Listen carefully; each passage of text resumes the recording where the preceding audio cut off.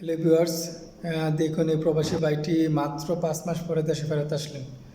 Saudi আরব থেকে একবারে চলে আসলেন? কত একবারে এক জায়গায় ভাইয়া একদিনে এসে পড়ছেন? একবারে বলছি কয়দিন আগে গেছিলেন? আমি গেছি আপনার 5 মাস ধরে একটা এখন বাইতে তার নিয়ে আর বাইতে আরো যে বছর নিয়ে আরো হাইছে পরে আমরা গ্রামের লোকের এক জায়গায় পাইছে ঠেলে আমার বউ থেকে উপকার করছে। হেল্প করছে ওই যে ও। মহসিন ভাই আর কইছে শুনেন ভাই, দিলেন কয় টাকা খরচ করে গেছিলেন?